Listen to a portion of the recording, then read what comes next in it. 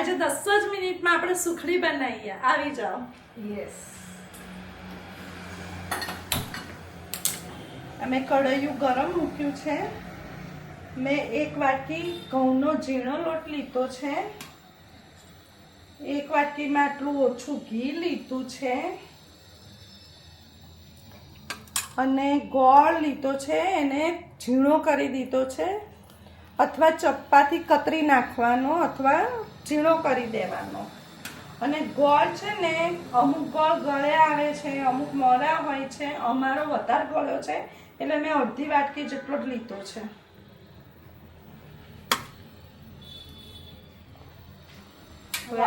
ગરમ થશે એટલે હું આમાં ઘી નાખી દઈશ.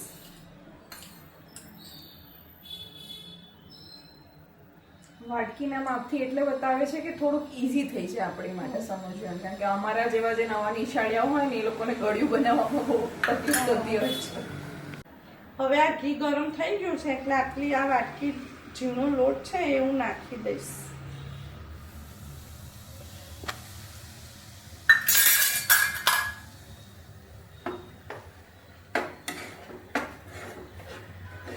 હવે આને આપણે હલાય કરવાનું છે.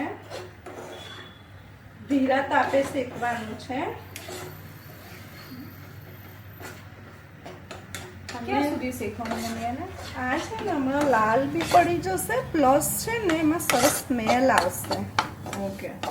જો સહેજ લોટ છે ને વધારે જો કોરો લાગે ને તો થોડુંક અડધી ચમચી 1 ચમચી ઘી છે ને થોડુંક એડ કરી દેવાનું. અને આ ટાઈપનું થઈ જાય ને લોટ એવું કરવાનું. ટેક્સચર આવું થવું સીધા જોઈએ. જેવું.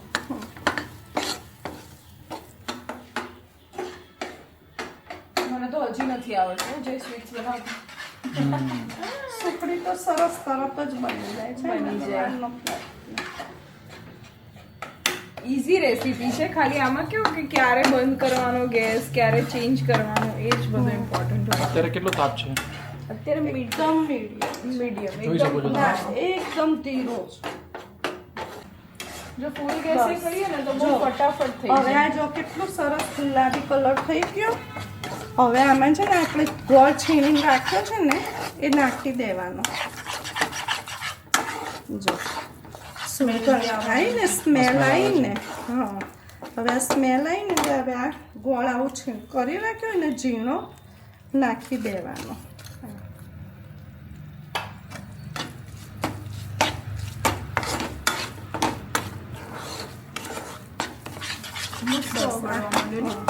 આ ગોળ ઓગળે ને એટલે હવે તરત જ પછી ગેસ બંધ કરી દેવાનો. ઓકે. તરત જ કરી દેવાનું. જો ઇન કેસ આપણે થોડુંક વધારે થઈ તો જાય તો પછી કડક થઈ જાય. ઓકે. હા, જો હવે આપણે આ બંધ કરી દેવાનો. સ્લાઇટ જ ગોળ ઓગળે ને એટલે બંધ કરી દેવાનો ગેસ. અને આ છે ને આમાં નીચે ઘી લગાવી દેવાનું. આવી થાળી કે ડીશ કે કઈ બી તમે લોકો લઈ શકો છો, એમાં આવી રીતે ગ્રીસ કરી દેવાનું ઘીથી. એટલે શું કે સુખડી પછી તરત જ આપણે કાપીએ ને એટલે છૂટી પડી જાય, એકદમ આમ નીકળી જાય થાળીને છોડીને. જો હવે તરત પાથરી દેવાનું.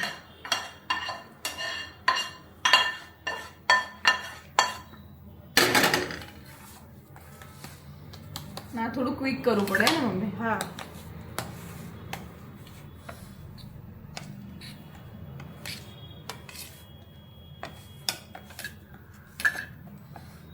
જો ફટાફટ થઈ ગયું ને.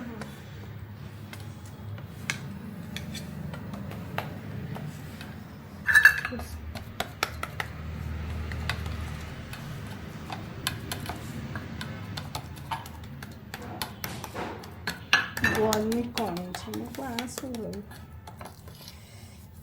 જો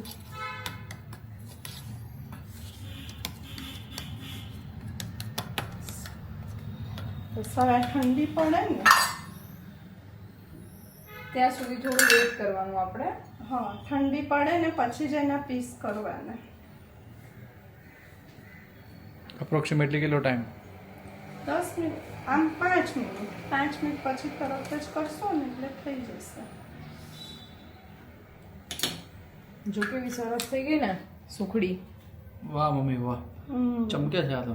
હે તો જોરદાર લાગશે. ટેસ્ટમાં બી બહુ મસ્ત હશે. એમ ક્રિસ્પી અને એમ soft.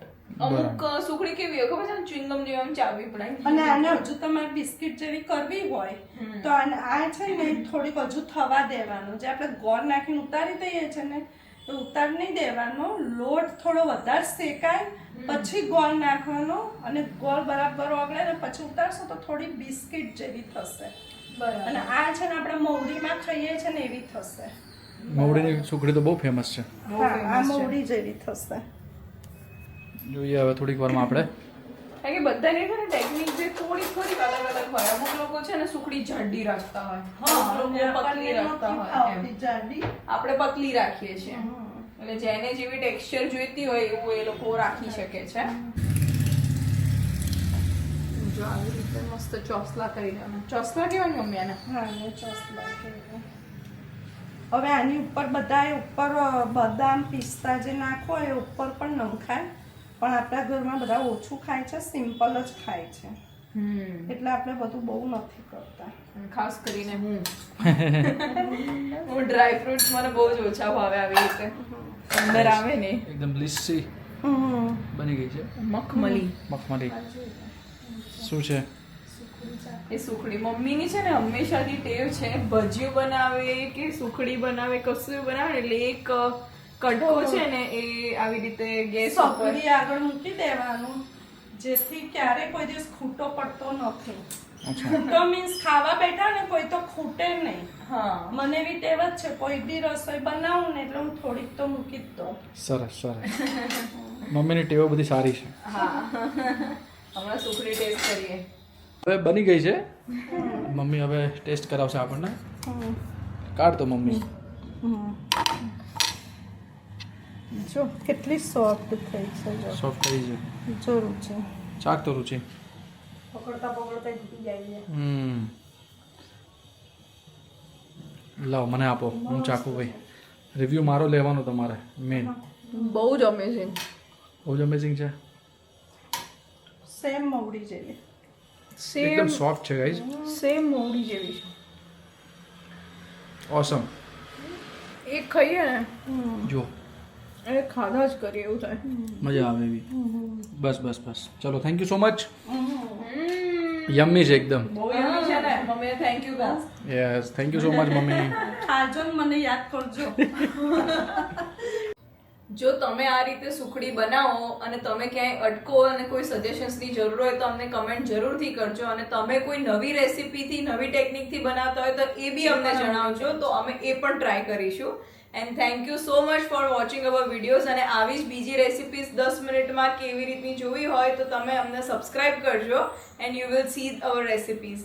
By. Thank you so much.